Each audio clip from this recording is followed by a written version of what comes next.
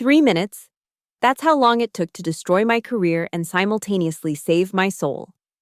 3 minutes of unscripted, authentic rage broadcast live to thousands of potential investors, industry leaders, and the entire staff of Lumina Innovations.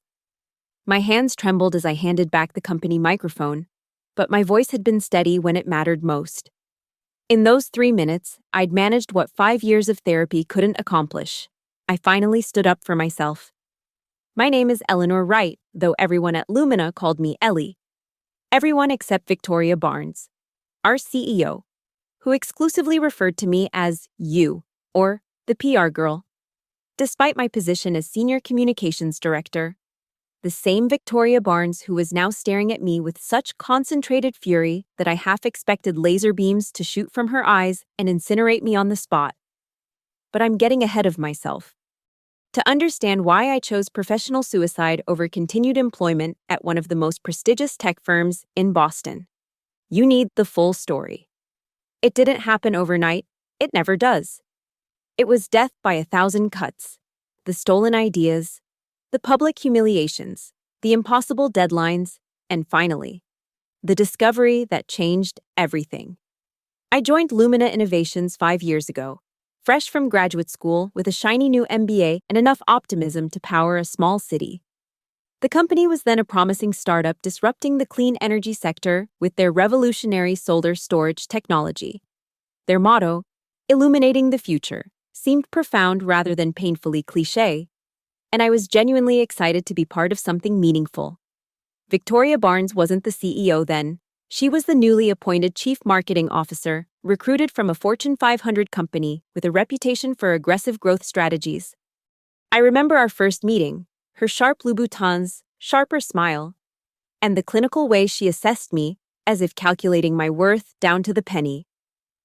"I need someone who can handle pressure," she said, tapping perfectly manicured nails against her desk. "Someone who understands that in this business, we don't just meet expectations, we demolish them." I nodded eagerly, interpreting her intensity as passion rather than the warning sign it was. "I thrive under pressure," I assured her, "and I believe in what Lumina is doing." Victoria's smile widened, but it never reached her eyes. "Good. Then we'll get along just fine." For the first year, we did. I worked 60-hour weeks crafting the company narrative, securing media coverage, and helping position Lumina as not just a tech company, but a movement. When our founder and then CEO James Patterson appeared on the cover of Clean Tech Monthly with the headline, "The Future is Bright," Victoria actually sent me flowers, roses, blood red, and already beginning to wilt. The trouble began when James announced his retirement. The board's decision to promote Victoria to CEO rather than bringing in someone from the engineering side surprised everyone, including Victoria herself. I was in her office when she got the call, watching as shock transformed into something darker, more calculating. "They think I'll be their puppet," she murmured, more to herself than to me. "They'll learn?" And learn they did. Within 6 months, Victoria had replaced half the executive team with her own people. The collaborative culture that had made Lumina special evaporated, replaced by a cutthroat environment where information was currency and loyalty was measured by how much unpaid overtime you were willing to endure. My first direct clash with Victoria came during the planning for our third-generation product launch. I'd spent weeks developing a campaign centered around real-world impact stories, how our technology was helping rural communities, reducing carbon footprints, changing lives. "This is too soft," Victoria declared, tossing my presentation aside during the executive meeting. "We're not a charity. We're selling revolutionary technology to people who can afford it." "But the impact stories humanize. Did I ask for your input?"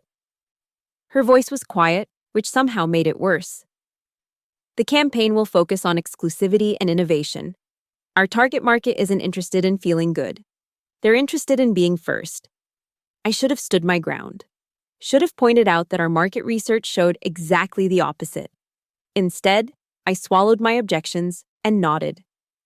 "Of course, I'll revise the strategy." Later that day, I received an email from Victoria to the entire executive team outlining her new marketing approach. which used my discarded impact stories as supporting elements to her exclusivity angle. The email thanked everyone for contributing to the vision, but made no mention of me or my work. It was the first time she stole my ideas. It wouldn't be the last. For the next 3 years, I adapted. I learned to document everything, to share ideas strategically, to navigate the minefield that working with Victoria had become. I wasn't the only one struggling. The entire company culture had transformed. Turnover was high, especially among women who directly reported to Victoria. There was a saying in the office, men get criticized, women get crucified. Yet Lumina was thriving financially. Our stock price had tripled. We'd expanded internationally. And Victoria was being hailed as a visionary leader who had transformed a promising startup into a clean energy powerhouse. Only those inside the company knew the cost: burnout, backstabbing, and a pervasive fear that you might be the next person called into Victoria's office on Friday afternoon, never to return. I stayed because I still believed in our mission, because the work, when separated from the toxic environment, mattered to me. And, if I'm being honest, because the golden handcuffs were firmly in place, my salary and stock options had reached a level that would be hard to match elsewhere. Then came the Shanghai deal. Lumina had been negotiating with China's largest renewable energy company to license our technology for the Asian market. The potential deal was worth billions, and Victoria was personally overseeing the negotiations. My role was to manage the communications strategy, everything from the initial announcement to the eventual signing ceremony. 2 weeks before the scheduled announcement, I received a confidential report from our legal team that had been accidentally copied to me. The report detailed serious concerns about environmental violations at the Chinese company's manufacturing facilities, violations that directly contradicted everything Lumina claimed to stand for. I took the report to Victoria immediately, expecting her to be as troubled as I was. "This changes nothing," she said after skimming the document. "The deal proceeds as planned." "But if this gets out, it won't get out." Her voice was steel. "This report is confidential, and it will stay that way. Victoria, we can't partner with a company that's dumping toxic waste into rivers. It goes against everything we what? Say in our pretty press releases." She laughed, a sound entirely devoid of humor. "Grow up, Eleanor. This is business.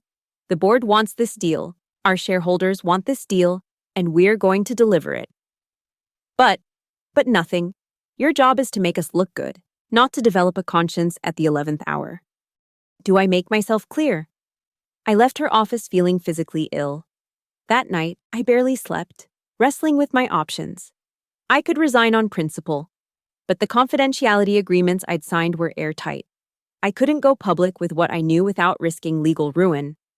I could try appealing to the board, but most of them were now Victoria's hand-picked allies. In the end, I chose a third option. I went to work the next day and began meticulously documenting everything related to the Shanghai deal. Every email, every report, every conversation I was privy to.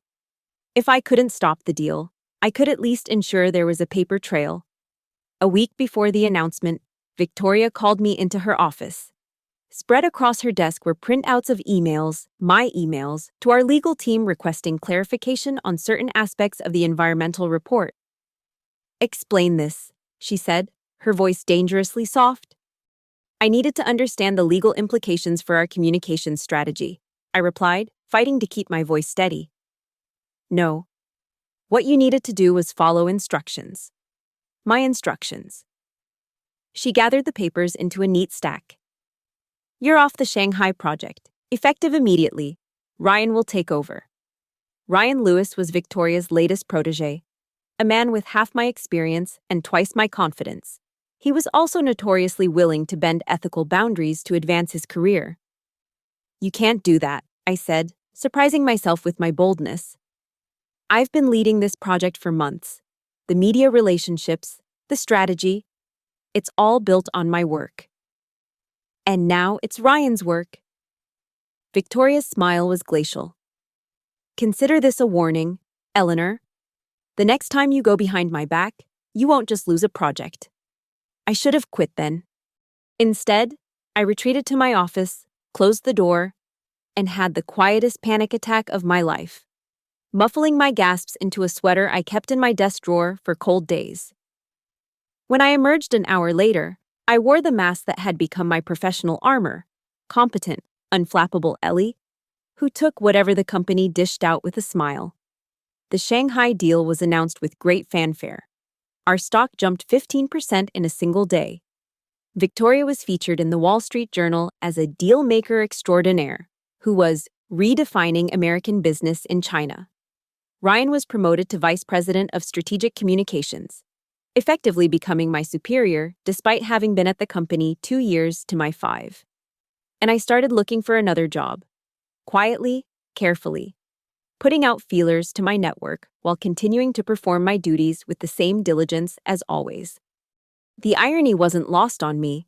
I was managing communications for a company whose values I no longer believed in, crafting messages about integrity and sustainability that had become hollow words. 2 months after the Shanghai announcement, I had an offer. A smaller company, a slight pay cut, but a chance to work with people who didn't view ethics as an inconvenient obstacle. I was drafting my resignation letter when the news broke. A Chinese environmental watchdog group had published a devastating report on our new partner company, including photographs of chemical waste being dumped directly into a river that supplied water to several villages. Among the evidence were internal documents showing that Lumina had been aware of these practices before finalizing the deal. The company went into crisis mode. Victoria was unavailable for comment, leaving the executive team to handle the fallout. Our stock plummeted. Reporters who had praised the deal weeks earlier now called demanding explanations. Environmental groups organized protests outside our headquarters. And then, in the midst of the chaos, I received an email from Victoria. Need you to draft a statement denying prior knowledge of environmental issues. We'll review before release. Make it convincing. This was my moment to leave. To submit my resignation and walk away from the impending disaster with my professional reputation, if not intact, at least not irreparably damaged. The new job was waiting. I could start in 2 weeks. Instead, I did something that, in retrospect, was either incredibly brave or monumentally stupid. I drafted 2 statements, the denial Victoria had requested, and a second, truthful statement acknowledging that certain Lumina executives had been aware of the violations but had proceeded with the deal despite concerns raised by internal teams. I sent both to Victoria with a simple message. I believe the second option is not only ethically correct, but strategically sound in the long term. Happy to discuss. Her response came within minutes. My office. Now. What followed was the most vicious professional dressing down I've ever experienced. Victoria didn't just criticize my judgment, she systematically dismantled my entire career at Lumina, painting me as an incompetent, ungrateful employee who had repeatedly failed to understand the real world of business. You think your precious ethics matter, she hissed, leaning across her desk. You think anyone cares about a few contaminated villages when billions of dollars are at stake? This is why you'll never advance beyond where you are. Eleanor, you don't have what it takes. And what exactly is that? I asked, my voice surprisingly steady despite the tears threatening to spill. A complete lack of moral compass, the ability to sleep at night knowing we're poisoning people for profit? Victoria's laugh was cold. Don't be so dramatic. Business involves compromise.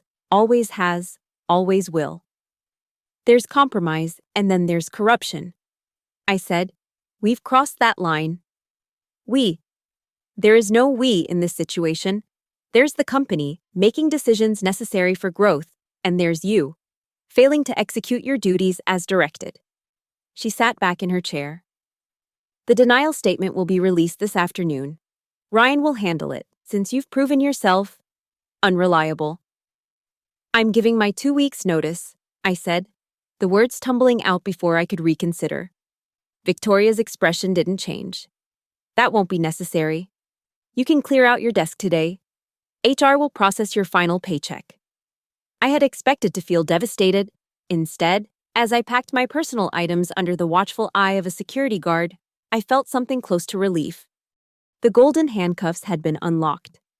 Not by my choice, but by Victoria's impulsive decision to fire me rather than accept my resignation. What I didn't know, couldn't have known, was that Victoria had made a critical error. In her haste to remove me, she had forgotten about the scheduled investor livestream the following day, where she would be interviewed about Lumina's commitment to environmental stewardship by a financial news network.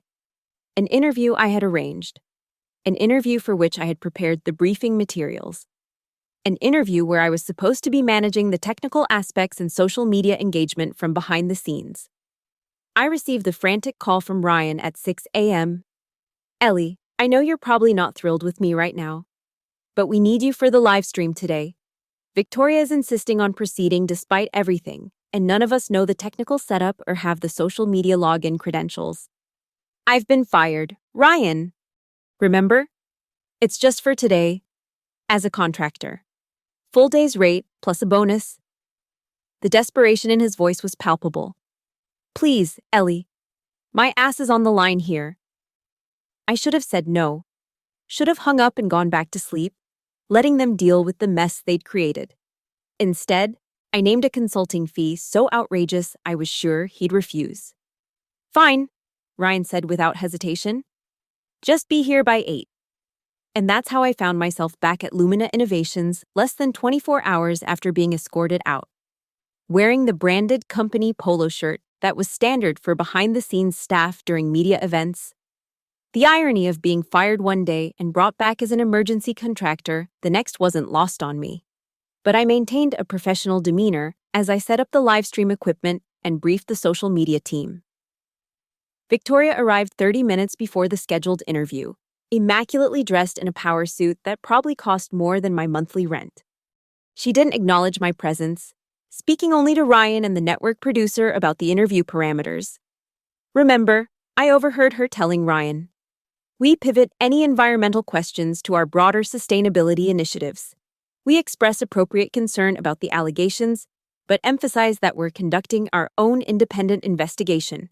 No admissions, no specifics." In other words, lie smoothly, lie convincingly, but lie nonetheless. The interview began exactly at 10 a.m. Victoria was in rare form, projecting confidence and control as she fielded the interviewer's initial softball questions about Lumina's market position and growth strategy. I stood off camera, headset on, monitoring the technical aspects and the incoming social media questions that the interviewer would incorporate in the second half of the segment. The questions from viewers started flooding in, and they weren't the friendly, easily deflected ones Victoria had prepared for. They were specific, informed, and damning. Was Lumina aware of the environmental violations before signing the deal? Did legal counsel warn against the partnership? Will Lumina compensate the affected villages? I should have filtered these questions, passing along only the most innocuous ones as my job required. Instead, I selected the 3 most pointed queries and sent them to the interviewer's tablet, watching her eyes widen slightly as she reviewed them during a commercial break. When the live stream resumed, the interviewer shifted gears. "We've received some very specific questions from our viewers about the recent environmental controversy in China," she began. "Ms. Barnes, was Lumina aware of these violations prior to finalizing the partnership?" I watched Victoria's face on the monitor, saw the momentary flash of panic before her media training kicked in. "Lumina takes environmental concerns extremely seriously," she said smoothly. "When these allegations came to light, we immediately launched an internal investigation. But the question," the interviewer pressed, "is whether Lumina knew before the deal was signed. Viewers are citing internal documents that suggest the company had this information in advance." Victoria's smile remained fixed, but her eyes hardened. "As I said, we're investigating all aspects of this situation. Lumina has always been committed to..." "So you're not denying prior knowledge?" It was at that moment, watching Victoria expertly evade and deflect, that something broke inside me. All the compromises, the ethical lines crossed, the casual cruelty I'd witnessed and experienced, it crystallized into a moment of perfect clarity. I knew what I had to do. Consequences be damned. I removed my headset, walked calmly onto the set, and positioned myself directly behind Victoria, fully visible in the camera frame. Still wearing my Lumina polo shirt, the interviewer's eyes widened. Victoria, unaware of my presence, continued her carefully crafted non-answer. "Excuse me," I said, my voice clear and steady. "I'm Eleanor Wright, former Senior Communications Director at Lumina Innovations, until I was fired yesterday for refusing to issue a false statement about this exact issue." The studio fell silent. Victoria half-turned, her expression a mixture of shock and rage. Lumina was fully aware of the environmental violations before signing the Shanghai deal. I continued, looking directly into the camera. The legal team prepared a detailed report outlining the concerns, which was presented to senior leadership, including Ms. Barnes. Those concerns were dismissed in favor of proceeding with a profitable but ethically compromised partnership. "Get her out of here," Victoria hissed to someone off camera, but it was too late. "I've spent 5 years of my career promoting Lumina's commitment to clean energy and environmental responsibility," I said. "I can no longer in good conscience perpetuate what has become a corporate lie. So effective immediately, though I guess technically effective yesterday, I quit." I unpinned the company logo from my shirt, placed it on the table in front of a stunned Victoria, and walked off the set, past the speechless crew members, and out of the studio. The clip went viral within hours. Lumina lies and Eleanor Wright were trending on Twitter by lunchtime. By dinner, 3 major news networks had reached out requesting interviews. By the following morning, Lumina's stock had dropped another 20%, and the board had called an emergency meeting.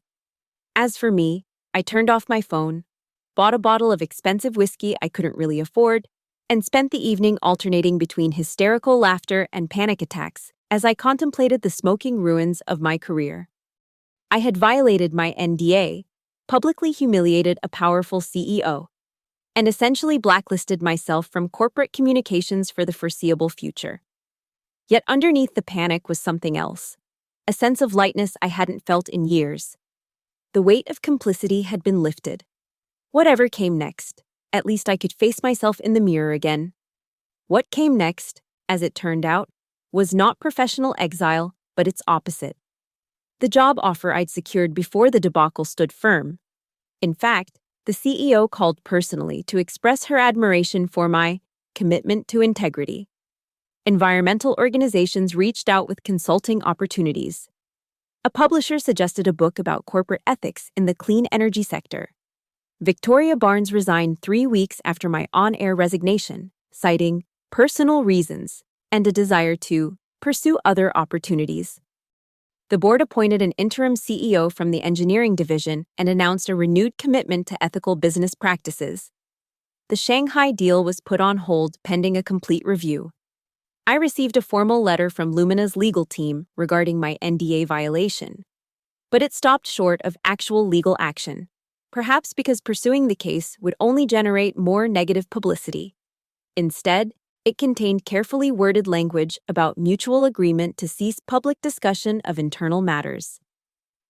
6 months later, I was having coffee with my former colleague Sophia, who had left Lumina shortly after I did. "Did you see the announcement?" she asked. "Lumina's pulling out of the Shanghai deal completely. They're citing irreconcilable differences regarding environmental standards." I smiled into my cup. Better late than never, I suppose. "You know, what you did." Sophia hesitated. "It was either the bravest or the craziest thing I've ever seen anyone do professionally." "Probably both," I admitted. "There were smarter ways to handle it, but none that would have made the same impact." Sophia studied me. "Any regrets?" I considered the question seriously. The past 6 months hadn't been easy. There had been financial stress, anxiety about the future, and plenty of second-guessing my impulsive decision to go nuclear on live television. "Only that I didn't do it sooner," I said finally. "I stayed too long, compromised too much. But no, I don't regret the way I left." "Well, you've become something of a legend in corporate communications circles," Sophia said with a laugh. "Half the people think you're a hero, Half think you're a cautionary tale about burning bridges. And what do you think? Sophia's smile turned thoughtful. I think sometimes bridges need to be burned, especially when they're leading somewhere you don't want to go. It wasn't until later that evening, scrolling through my emails, that I came across a message that brought everything full circle. It was from James Patterson, Lumina's original founder and former CEO. Eleanor, we've never met, but I've been following your story with great interest. The company I built has strayed far from its original mission under Victoria's leadership. And while your methods were unorthodox, your message was necessary.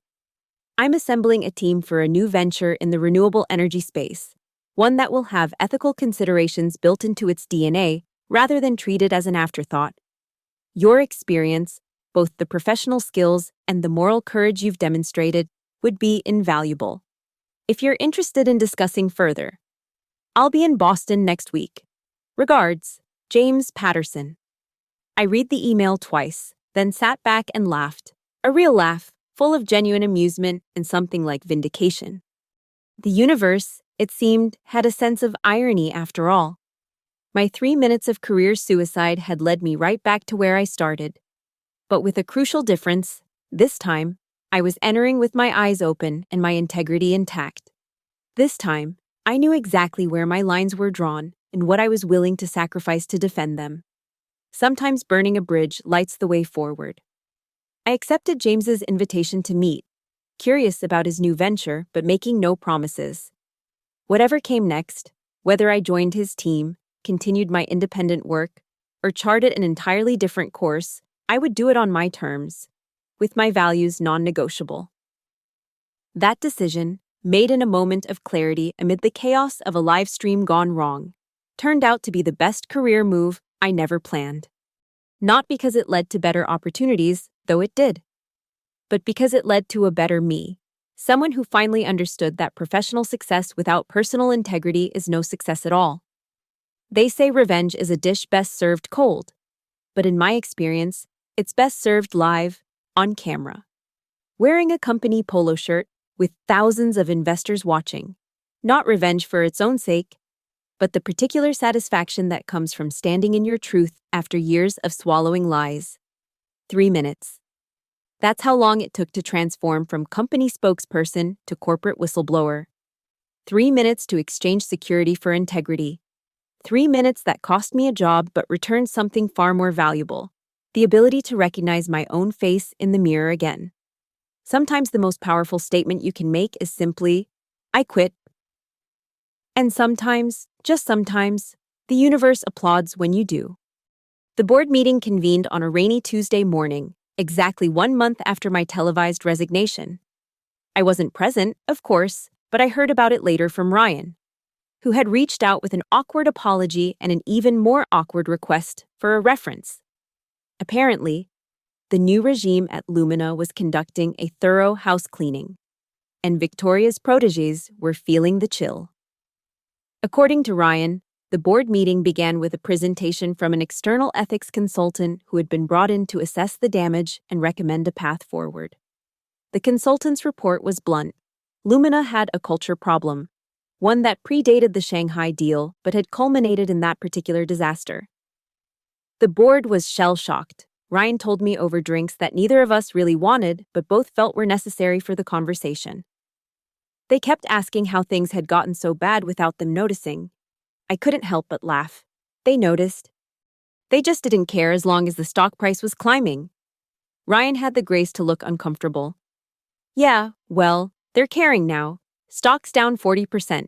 There's talk of shareholder lawsuits, and the EPA has opened an investigation into whether any EU regulations were violated through the partnership. I felt a twinge of satisfaction followed by an unexpected pang of concern for the company I'd once loved. What happens now? Complete overhaul. New CEO from outside. Someone with a background in both tech and environmental policy. Restructured executive team. Mandatory ethics training. Ryan took a sip of his bourbon. And a formal apology to you, though I doubt they'll deliver it personally. The apology arrived the following week. Not from the board, but from James Patterson, who had apparently been reinstated as chairman in the wake of the scandal. It was brief but sincere, acknowledging that my concerns had been valid and my treatment unacceptable. Enclosed was a settlement offer that made me choke on my coffee when I saw the figure. My lawyer, yes, I had a lawyer now, advised me to accept. "It's a fair offer," she said. "And more importantly, it doesn't include a gag order. You can still speak about your experiences." I signed the papers that afternoon. The money went into savings, a cushion that allowed me the luxury of being selective about my next move. James's new venture was still on the table, but I was in no rush to decide. Instead, I accepted an invitation to speak at a conference on corporate ethics in the tech industry. My topic: the cost of silence, how company culture enables corporate wrongdoing. The irony wasn't lost on me. After years of crafting messages for others, I was finally speaking in my own voice. The conference hall was packed. My session moved to the main auditorium to accommodate interest. As I took the stage, I spotted a familiar face in the third row. Sophia, giving me a discreet thumbs up. 5 years ago, I began. I joined a company whose mission I believed in deeply: clean energy, sustainable technology, positive global impact. These weren't just marketing slogans to me, but values worth dedicating my career to. What I didn't understand then, but see clearly now, is that values written on a wall mean nothing if they're not lived in the hallways. The audience was silent, attentive in a way that made my heart race. This was different from preparing executives for interviews or crafting press releases. This was raw, personal, real. The Shanghai deal wasn't a momentary lapse in judgment or an isolated ethical failure, I continued. It was the inevitable result of a culture that prioritized profits over principles, that rewarded aggression over integrity, that treated ethics as a marketing strategy rather than a compass. For the next 40 minutes, I outlined the gradual erosion of Lumina's ethical foundation, not as a bitter ex-employee with an axe to grind, but as a case study in how good companies go bad and how good people become complicit. I was careful not to violate my settlement agreement, focusing on organizational patterns rather than individual blame. When I finished, the applause was thunderous. The Q&A session that followed was intense but respectful, with audience members sharing similar experiences from their own companies. I wasn't alone, it seemed. The corporate world was full of Eleanor Wrights, struggling to reconcile personal ethics with professional advancement. As I was gathering my notes afterward, a woman approached the stage. She was in her 50s, elegantly dressed, with the confident bearing of someone accustomed to authority. "Ms. Wright, I'm Patricia Alvarez, CEO of Horizon Renewables." She extended her hand. That was quite a presentation. I shook her hand, recognizing the name of one of Lumina's smaller but well-respected competitors. "Thank you. I'm assembling a new ethics committee for our board," she continued. "External voices who can challenge our thinking and keep us honest. After hearing you speak, I believe you'd be a valuable addition." I blinked, momentarily speechless. "I'm flattered, but I'm not sure I'm qualified for a board-level position." Patricia's smile was knowing. "You're exactly qualified. You've seen firsthand what happens when ethics become an afterthought, and you had the courage to speak up at great personal cost. That's the perspective we need." We exchanged contact information, agreeing to discuss the opportunity further over lunch the following week. As I watched her walk away, I felt a shift in my perception of myself, from victim of circumstance to agent of change. The conference led to more speaking engagements, which led to consulting opportunities with companies genuinely interested in building ethical cultures. I found myself in the unexpected position of turning down work rather than scrambling for it, able to be selective about which organizations I aligned myself with. 3 months after my viral resignation, I received an email that made my stomach drop. From Victoria Barnes. Subject: Coffee? Eleanor. I imagine you're surprised to hear from me. I'm in town for a few days and would appreciate the opportunity to meet briefly. No agenda beyond a conversation between professionals who once worked closely together. Victoria. My first instinct was to delete it without responding. What could Victoria possibly have to say that I wanted to hear? Yet curiosity got the better of me, and I agreed to meet at a neutral location, a busy cafe in a part of town I rarely visited. Victoria was already there when I arrived, seated at a corner table with 2 cups of coffee. She looked different, less polished, more human somehow. The designer suit had been replaced by upscale casual wear, and her signature perfect blowout was now a simpler, shoulder-length cut. "Eleanor," she said, rising as I approached. "Thank you for coming." I took the seat across from her, not bothering with pleasantries. "Why did you want to see me, Victoria?" She didn't flinch at my directness. "Several reasons. To apologize, primarily." I raised an eyebrow, unable to keep the skepticism from my face. "I know," she said with a small, self-deprecating laugh. "Not what you expected, but these past few months have been instructive.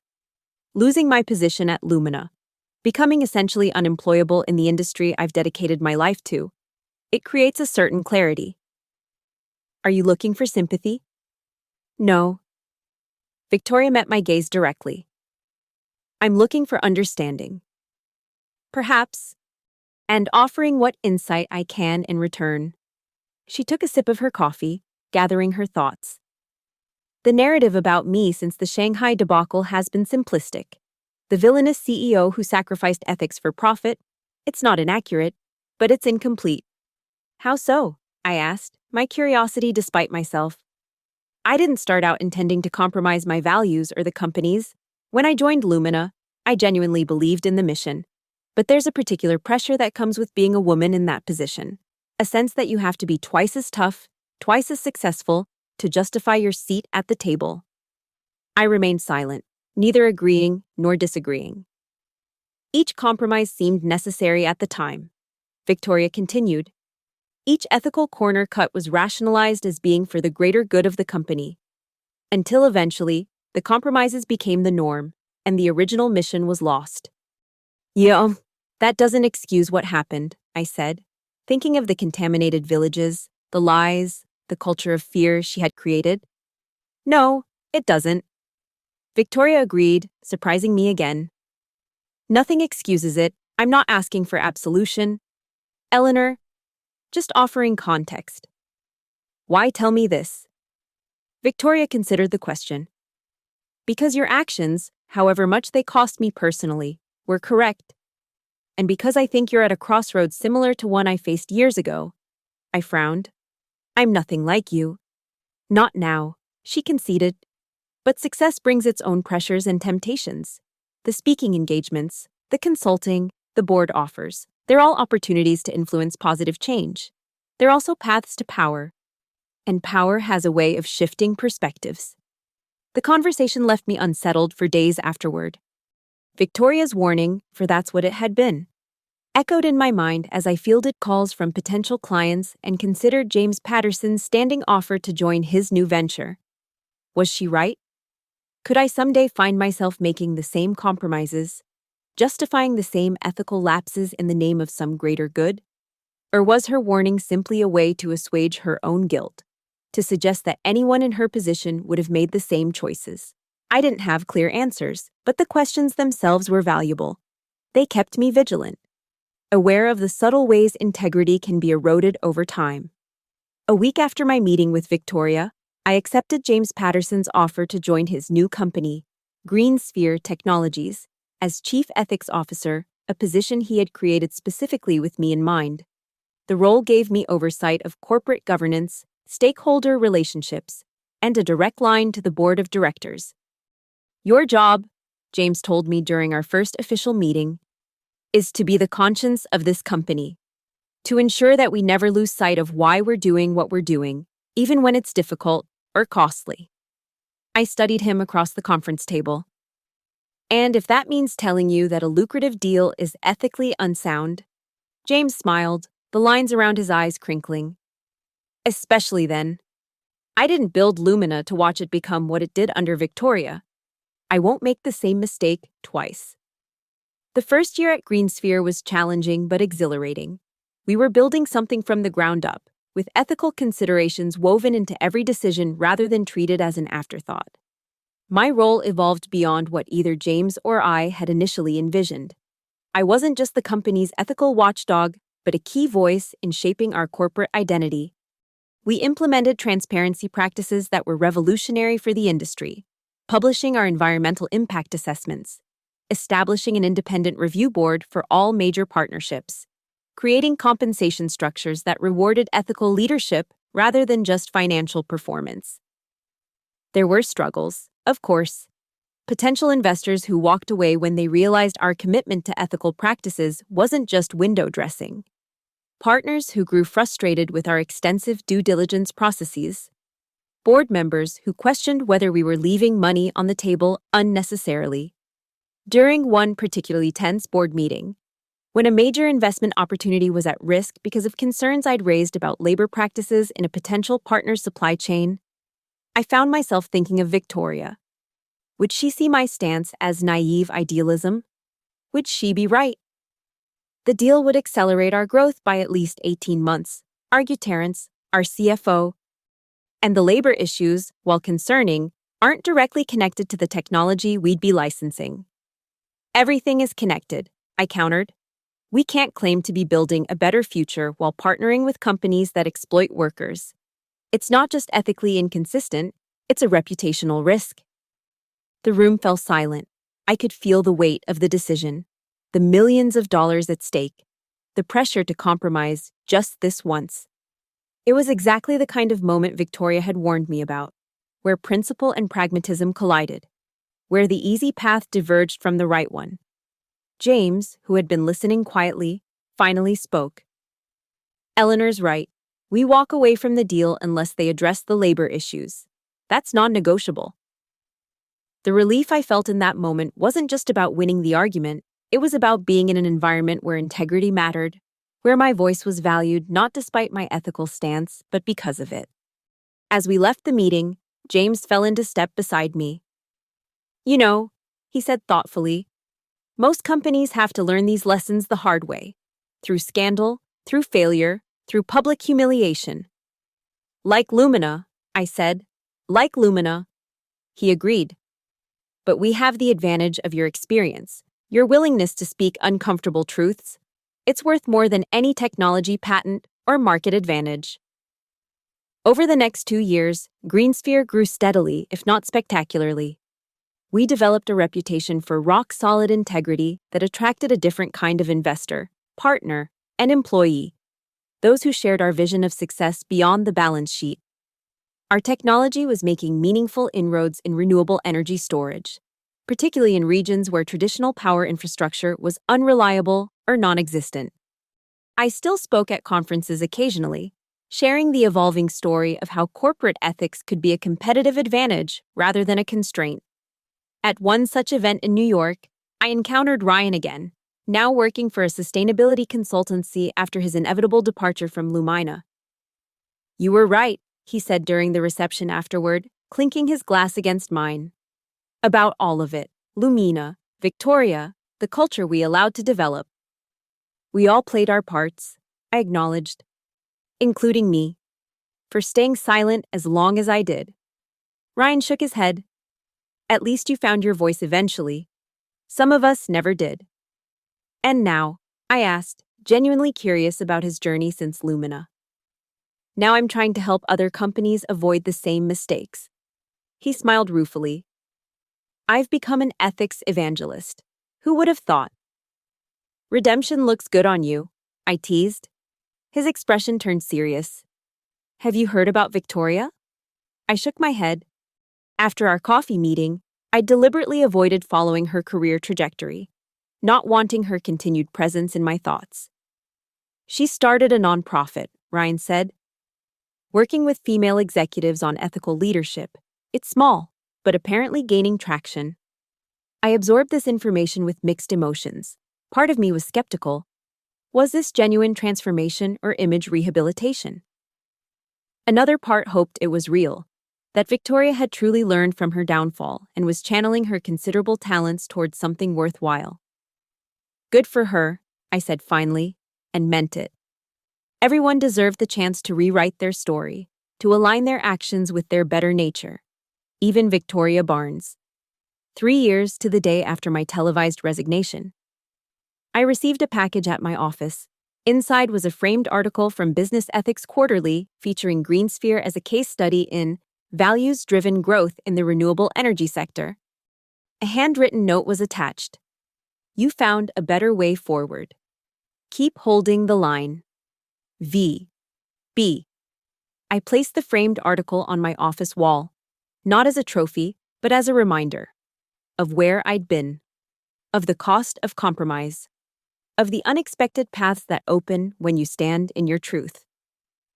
That evening, I called Sophia, who had recently accepted a position as communications director at an environmental nonprofit.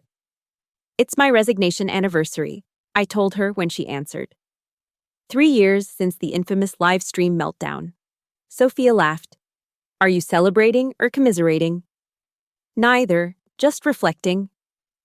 I paused, trying to articulate the feeling that had been building all day.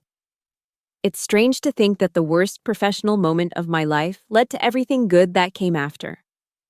Not strange at all, Sophia replied. You were authentic in that moment. Completely. Brutally honest in a world of corporate doublespeak. People respond to authenticity, even when it's messy. Especially when it's messy, I agreed. I've been thinking about Victoria today, too. The queen of calculated polish. Why? I told her about the package, about Ryan's update on Victoria's nonprofit work. People can change, Sophia said thoughtfully. Or at least, they can choose different paths forward after failure. I hope so, I said, for her sake and for all the people she'll influence in this new role. The conversation drifted to other topics. Sophia's new job, my upcoming presentation to GreenSphere's board about expanding our ethical supply chain initiatives, the industry gossip we both still followed despite ourselves. When we hung up, I felt a sense of closure that had been elusive until now. My journey from reluctant accomplice to whistleblower to ethical leader hadn't been linear or predictable. It had been messy, painful, frightening, and ultimately transformative.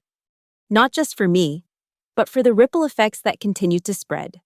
Through Lumina's reformed practices, through GreenSphere's foundational values, through Victoria's unexpected reinvention, through every person who heard my story and found the courage to examine their own workplace compromises.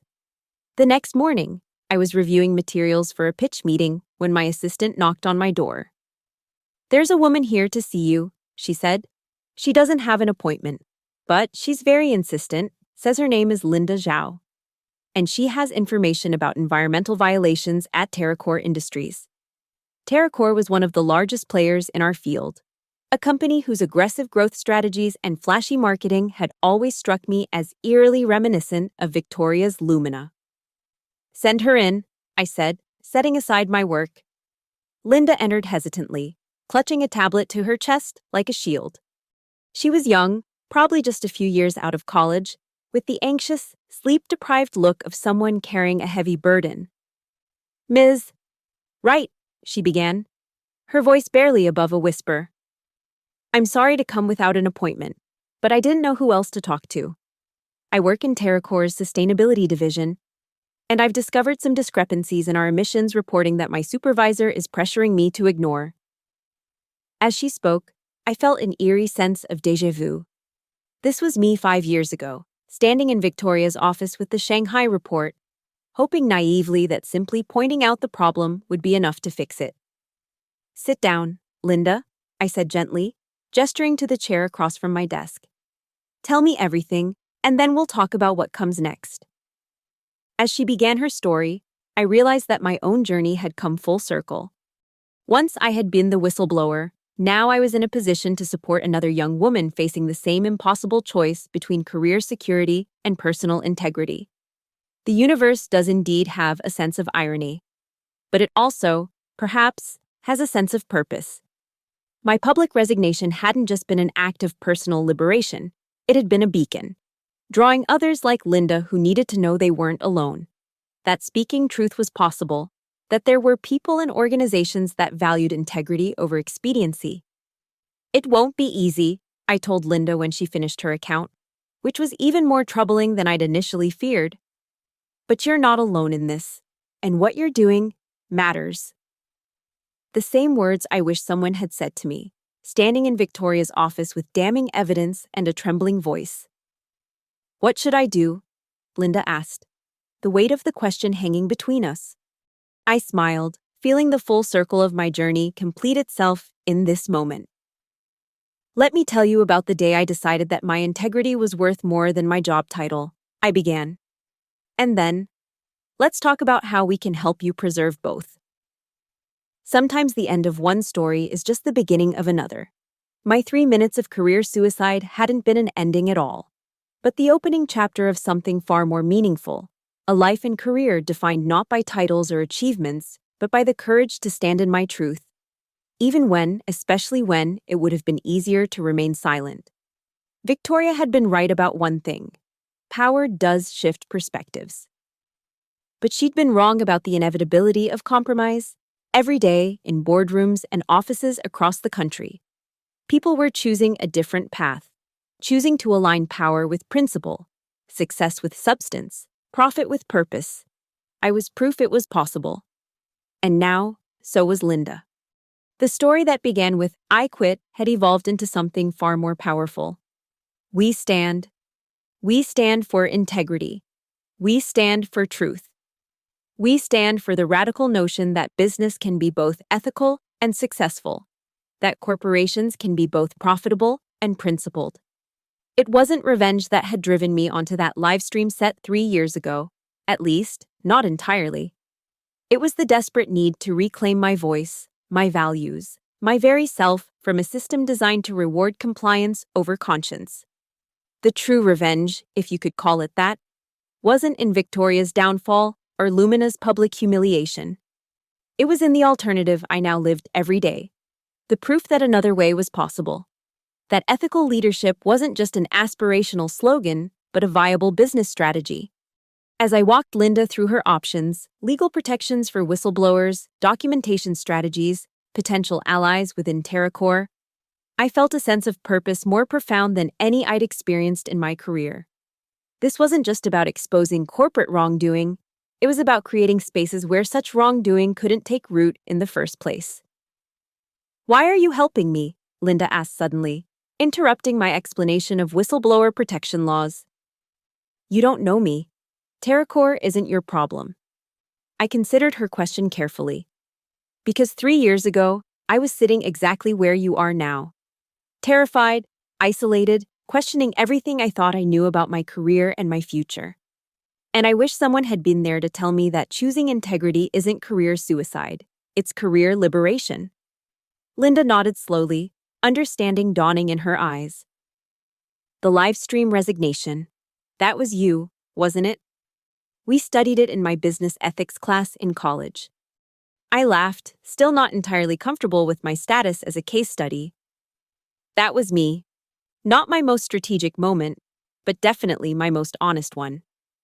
"It changed things," Linda said quietly. "You changed things. When I found these discrepancies, I remembered your story. It's why I came here instead of just quitting quietly." Her words hit me with unexpected force. For all my speaking engagements and consulting work, this was perhaps the most meaningful impact of my actions. This young woman, finding courage in my example, choosing to speak rather than surrender. "Well," I said, fighting to keep my voice steady, "let's make sure your story has an even better ending than mine." Over the next few weeks, I worked with Linda and our legal team to document the violations at TerraCore and present them through appropriate regulatory channels. GreenSphere's board fully supported our involvement, recognizing that industry-wide integrity was essential for the credibility of renewable energy as a whole. The resulting investigation led to significant changes at TerraCore, leadership resignations, revised reporting practices, and a complete overhaul of their sustainability division. Linda, far from being ostracized for her whistleblowing, was promoted to lead the reformed division, tasked with ensuring that the company's actual practices aligned with its public commitments. 6 months later, Linda and I co-presented at the annual Renewable Energy Ethics Summit, sharing the TerraCore case study as an example of industry self-correction. The audience included executives, regulators, activists, and students. A cross-section of stakeholders all invested in building a more ethical energy sector. As we concluded our presentation, a familiar figure approached the stage, Victoria Barnes, looking more relaxed and genuine than I'd ever seen her during our Lumina days. "Impressive work," she said, addressing both Linda and me. "You've managed to transform a potential scandal into a model for industry reform." "That was always the goal," I replied. "Not just to expose problems, but to solve them." Victoria nodded thoughtfully. "I'm speaking tomorrow on rebuilding trust after corporate failures. I'd value your perspective if you're willing to share it." The invitation surprised me, but perhaps it shouldn't have. We had all evolved beyond the roles we once occupied, villain and whistleblower, predator and prey. We were now simply people trying to build something better than what had come before. "I'll be there," I promised. As Victoria walked away, Linda turned to me with wide eyes. "Was that?" "Yes," I said, smiling at her astonishment. "The corporate world is smaller than you think, and people are more complex than their worst moments might suggest." Later that evening, at the summit reception, I found myself surrounded by former colleagues, current partners, and aspiring change-makers, all part of a growing movement to redefine success in the energy sector. The conversation flowed easily, focused not on share prices or market dominance, but on impact, innovation, and integrity. James Patterson appeared at my elbow, champagne in hand. "Quite different from the Lumina executive receptions, isn't it?" he observed. "Night and day." I agreed, though the canapés are definitely a step down. He laughed. "Small price to pay for being able to sleep at night." He clinked his glass against mine. "To the road less traveled." "To the road less traveled," I echoed, thinking of all the twists and turns that had brought me to this moment, the compromises and reckonings, the losses and discoveries, the spectacular public resignation that had seemed like an ending but had actually been a beginning. 3 minutes of career suicide. 3 minutes that had ultimately given me not just a new career, but a new purpose, a new community, a new understanding of what success really meant. Sometimes the bravest thing you can say is, "I quit." And sometimes, if you're very lucky, the universe responds with, "Welcome home." The next morning, an email from Victoria was waiting in my inbox, a speaking invitation for her nonprofit's inaugural leadership summit, focused on ethical decision-making for women in executive roles. "Your story, the full arc from complicity to whistleblowing to rebuilding, would be incredibly valuable for our participants," she wrote. "Many are in positions similar to where I was, or where you were, feeling trapped by the systems they operate within." I hesitated, my cursor hovering over the reply button. Victoria and I had reached a tentative peace, but actively supporting her new venture felt like a step further than I was prepared to go. Could I trust that her transformation was genuine? Was I ready to align myself publicly with someone who had embodied everything I now fought against? After sitting with these questions for several days, I called the one person whose judgment I trusted implicitly on matters of integrity and redemption. "Mom," I said when she answered, "I need your wisdom." My mother, a retired judge known for her keen discernment and unflinching ethical standards, listened as I explained the situation. "The question isn't whether you trust Victoria," she said when I finished. "It's whether you trust yourself, to discern truth from performance, to maintain your own boundaries, to speak honestly regardless of the setting. And whether the potential good outweighs the discomfort," I added. "That too." She agreed. "But Eleanor, consider this. If your goal is truly to change corporate culture, doesn't that include creating space for people to evolve beyond their worst decisions?" Her question stayed with me as I drafted my response to Victoria, accepting the invitation with clear parameters about what I was and wasn't willing to discuss. Her reply was respectful, even grateful, suggesting that she too was navigating this new dynamic carefully. The Leadership Summit was held at a retreat center outside of Boston, a refreshing departure from the luxury hotels that typically hosted corporate events. About 50 women attended, CEOs, CFOs, founders, and rising executives from various industries, all there to explore the particular challenges of ethical leadership from a female perspective. Victoria's opening address surprised me with its candor. There was no attempt to minimize her failures at Lumina or to shift blame to market pressures or board expectations. Instead, she offered a clear-eyed assessment of how ambition had warped her values, how the fear of being seen as soft had hardened her in ways that ultimately proved destructive. I thought power meant never having to apologize, never showing uncertainty, never admitting error, she said. I was wrong. True power lies in the courage to be vulnerable, to acknowledge mistakes, to prioritize integrity over image. When my turn came to speak, I shared not just the dramatic moment of my resignation, but the long lead up to it, the small compromises, the rationalized ethical lapses, the gradual surrender of voice and agency that had made that final act of defiance both necessary and cathartic. The most dangerous question in corporate life isn't, "Is this ethical?" I told the attentive audience. It's, "Can I live with this?" Because the truth is, we can live with far more than we should. We can normalize behaviors and decisions that, viewed from outside the pressure cooker of corporate culture, are clearly wrong. During the panel discussion that followed, Victoria and I found ourselves in the unusual position of building on each other's points rather than opposing them.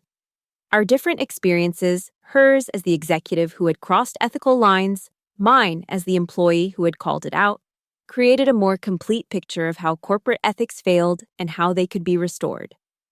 The traditional model positions ethics as a constraint on business, a set of rules that limit what companies can do in pursuit of profit. Victoria observed, "What we're advocating is the opposite. Ethics as a foundation for sustainable success, as a competitive advantage rather than a restriction." Exactly. I agreed. At GreenSphere, we found that our ethical commitments don't just prevent problems, they actively create opportunities. Partners seek us out because they trust our processes. Employees stay because they believe in our mission. Investors commit because they see long-term sustainability in our approach. A woman in the front row, the CEO of a mid-sized manufacturing company, raised her hand. But how do you maintain those standards when you're facing competitors who don't? When cutting corners would mean winning a contract that could secure jobs for hundreds of people? It was the eternal question, the one that had been at the heart of Lumina's downfall and that confronted every company committed to ethical practices. Victoria looked at me, silently inviting me to respond first. "You reframed the question," I said. "It's not, how do we win at any cost, but how do we create value that makes our ethical standards an asset rather than a liability?" At GreenSphere, we've lost contracts to less scrupulous competitors in the short term, only to win long-term relationships because our reputation for integrity attracted partners who shared our values. Victoria nodded. And you have to accept that sometimes. The ethical choice will cost you a contract, a partnership, even market share. The question becomes whether those losses are actually investments in a more sustainable business model. As the discussion continued, I found myself reflecting on how far both Victoria and I had come from that fateful day in the Lumina livestream studio. We had been adversaries then, representatives of opposing value systems. Now we were unlikely allies in a larger battle to transform the culture that had pitted us against each other in the first place. After the summit concluded, Victoria and I found ourselves alone in the retreat center's garden, watching the sunset paint the sky in shades of pink and gold. "Thank you for coming," she said. "I know it couldn't have been easy." "It was easier than I expected," I admitted. "Turns out you're not quite the corporate villain I'd cast you as in my mind." Victoria laughed softly. "And you're not quite the naive idealist I'd dismissed you as." We were both shaped by the same broken system, just responding to different pressures within it. We sat in companionable silence for a moment, the weight of our shared history somehow lightened by this new understanding. "Do you miss it?" I asked suddenly. "The power, the prestige, the corner office with the view?" Victoria considered the question carefully. "Sometimes," she acknowledged. "Not the person I was in that role, but the impact I could have with a single decision. the resources at my disposal. She glanced at me. Do you ever regret how you left? The burning of bridges? Sometimes, I echoed. Not the stand I took, but perhaps the theatrical way I took it. Though if I'm honest, I'm not sure a more measured approach would have had the same effect. It wouldn't have, Victoria said definitively. Sometimes systems need a shock to change direction. Your resignation was that shock for Lumina, and by extension, for many of us in leadership positions who saw ourselves in that moment. As the sun dipped below the horizon, casting long shadows across the garden, I realized that my journey had come full circle in ways I never could have imagined. The woman who had once been the embodiment of everything I opposed was now an ally in creating the change I sought. The career suicide that had seemed like an endpoint had been the beginning of something far more meaningful. We should collaborate more formally, Victoria suggested as we prepared to leave. Your experience at GreenSphere, my work with executives, together we could develop resources that help companies build ethics into their DNA rather than adding them as an afterthought. The idea was intriguing, if still somewhat surreal. I'd like that, I said, surprising myself with how much I meant it. Let's talk next week. As we parted ways, I thought about the many unexpected turns my life had taken since that moment of crisis and clarity on the livestream set. The fearful resignation had led to speaking engagements, which had led to GreenSphere, which had led to helping Linda, which had now led to this unlikely partnership with Victoria. None of it would have happened if I had stayed silent, if I had prioritized security over integrity, if I had chosen the path of least resistance rather than the road less traveled. 3 minutes of career suicide. 3 minutes that had changed everything, not just for me, but for everyone touched by the ripple effects of that one authentic moment. I had quit a job, but found a calling. I had lost a position, but gained a platform. I had burned a bridge, but built a movement. Sometimes the most powerful act of creation begins with destruction. Sometimes you have to tear down what isn't working to make space for what might. Sometimes the end is just the beginning in disguise. And sometimes, not always, but sometimes, the universe rewards courage with opportunities beyond anything you could have planned or predicted or pursued through conventional channels. As I drove home that evening, I thought about all the Eleanor Wrights still out there, trapped in toxic cultures, weighing the cost of speaking versus the cost of silence, wondering if there was life after the burning of bridges. I thought about the Linda Zeos, finding their voices and their courage through the examples of those who had gone before. I thought about the Victoria Barneses, capable of both tremendous harm and meaningful redemption. I thought about how stories end and begin, how failures transform into foundations, how moments of greatest weakness can reveal unexpected strength. And I smiled, knowing that the story that began with "I quit" had evolved into something far more powerful. We begin